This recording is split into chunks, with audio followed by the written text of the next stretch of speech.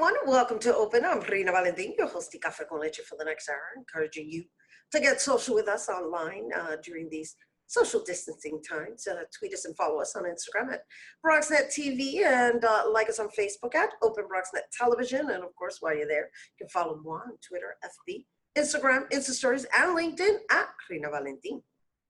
So historically, Black women have the highest maternal mortality rate, and according to the CDC, Black women are 5 times more likely to die from pregnancy-related issues than white women. And this continues to be an issue, especially during the COVID-19 pandemic. Joining us to tell us more on this issue, please welcome Birth from the Earth founder and president, Midwife Nubia Earth Martin. Hello and welcome. Hello, greetings. Thank you so much for having me.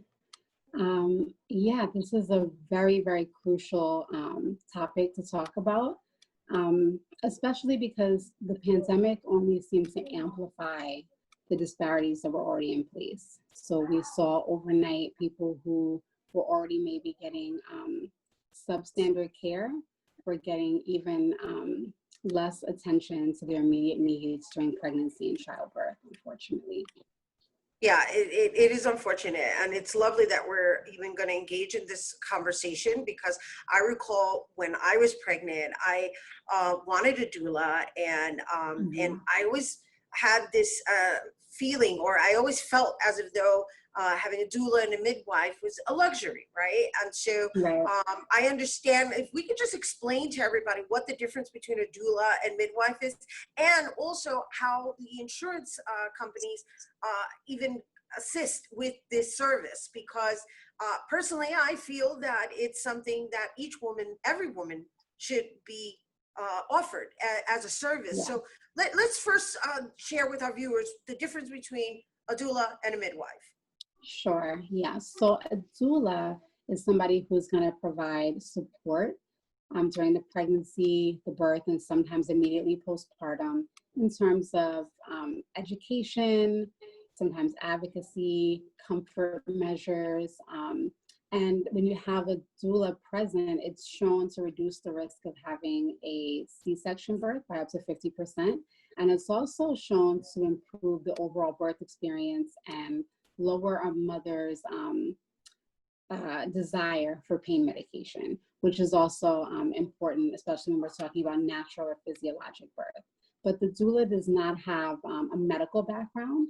So this is more of a birth companion, emotional, mental, physical, sometimes even spiritual support. Whereas a midwife is actually a trained medical provider. The difference being, you know, with an OBGYN and a midwife is the midwifery model of care is more client-led care. So in New York, you have to either pursue the CNM, Certified Nurse Midwife, or CM, Certified Midwife track. And the difference is the undergrad level. So as a certified nurse midwife, you would have an undergrad degree in nursing.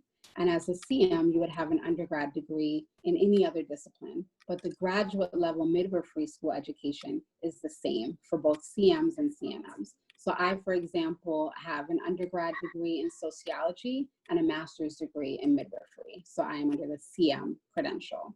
And we are able to provide not only prenatal care and attend to birth and provide postpartum care and immediate newborn care, but we also provide well woman care. We provide preconception health, and a lot of education goes into that and the time that we spend with families. So as a midwife, you said you're able to attend the birth. Are you able to have home births because you're a midwife? You're able to facilitate a birth as well. Yes, yes. So whereas a doula is not. A doula is not. So she might be present at a home birth, but she would be the support person with the provider being a home birth midwife. And for home birth, the person who is planning to birth at home needs to be experiencing a low risk, healthy pregnancy. If she's having a high risk pregnancy, the best place for her is most likely going to be in the hospital, but some hospitals do have midwives, so you can get collaborative care with an OBGYN and a midwife, even if you risk out from a home birth.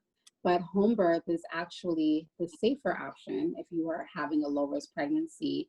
than hospital birth. And many people don't know that, but about 85% Well, especially of during these births. times. I mean, during these times, this is definitely a time, if you're pregnant, to consider just having a home birth. So let's talk about the services of being a midwife and how it pertains to these times, right? Because Yeah, although we've shortened that curve and we've flattened it, we should say, yeah, the reality is that this disease still exists within our cipher, and there was a time where even being in the hospital for whatever reason was quite frightening. And so I right. would imagine there's still some validity to that as well, especially Absolutely. bringing in a Yes, new life. that's right. So at the height of the pandemic, I think that was when many people were beginning to explore home birth who maybe hadn't thought about home birth as an option before. And that was for a number of reasons. Just the uncertainty of going into a hospital in the middle of a pandemic and possibly contracting COVID.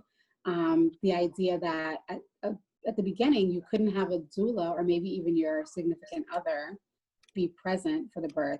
And then when we were still figuring out how COVID was transmitted, there was separation mother and baby. So those are, really critical things that would make an expectant family rethink their choices, especially being separated from your newborn or not having any other family support there. Thankfully, the governor did deem fit to say that a doula is not an extra person, but the doula is actually an essential part of that birth care team, and they were able to make sure that you can safely still have a doula support you in a hospital setting.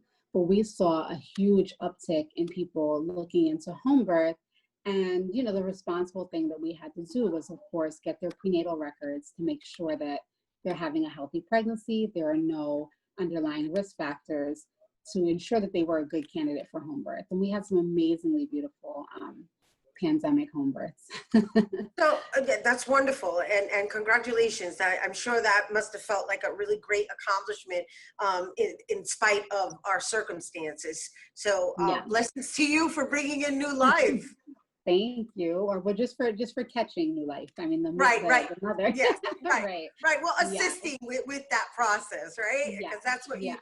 essentially serve as the assistant Right. to the mothers, which is so lovely. And so I know I opened up the segment discussing the Black maternal health disparities, and so Yeah. if we could just close with that, so that people understand why you've chosen to become a midwife in your career. Yes. So I have 5 children of my own. I had my first 2 in hospital setting, and then went on to have 3 amazing home births, which really changed my whole perspective on birth. I started out as a childbirth educator, then a birth doula, postpartum doula, lactation consultant. And as I realized the needs of the community, I felt that midwifery was definitely calling me.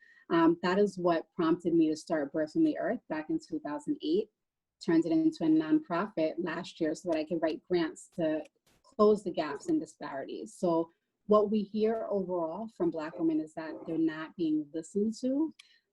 They don't seem to be getting the same quality of care. And it's not because being Black makes you higher risk. It's the way in which our system perceives and treats Black.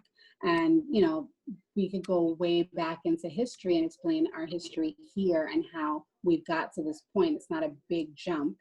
And I wanted to be able to be an active part of the solution, because as we watch these numbers rise and the maternal mortality rate go down overall, but continue to rise for Black women, I realized that we need to have more readily available access to resources and information. We need to have more providers that look like us. And we need to have midwifery care be more prevalent, especially when a pregnancy is low risk. So that was the reason that I got steeped in this work, but also because I love being with families and watching them come into their power. To that end, some of the programs that we have in place through Birth from the Earth are, we train birth workers. So we train birth and postpartum doulas. We train childbirth educators and home birth midwifery assistants. And we also have access to home birth scholarship.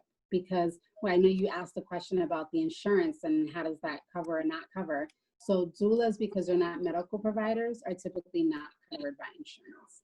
Midwives in hospital are fully covered by insurance, but for home birth as out-of-network providers, they are not. So sometimes the barrier is financial. And with this access to home birth scholarship, if the insurance is not covering everything, a family can apply for access to home birth scholarship. Those funds get paid directly to the midwife on their behalf so that they can still have a home birth with qualified providers. That's lovely. Oh my gosh, that sounds so wonderful. It's a wonderful opportunity. I hope whomever's listening will take advantage of these services that are being offered, because as I mentioned earlier in opening this segment, when I was pregnant, I felt as if though having a midwife was a luxury. So I just want to acknowledge you for making it accessible to our people and the people of our community. Yeah. For sure. So, and thank you for being here with us. Really, yes, thank you. Yeah, no, I just wanted to say thank you for being here with us and sharing it with our viewers. And I just want to let our viewers know that if you're interested in any childbirth education and birth and postpartum care, you can visit birthfromtheearth.vpweb.com. Right, we have to take a quick break, but when we return, we'll find out how some artists have been coping through COVID-19. Don't go anywhere.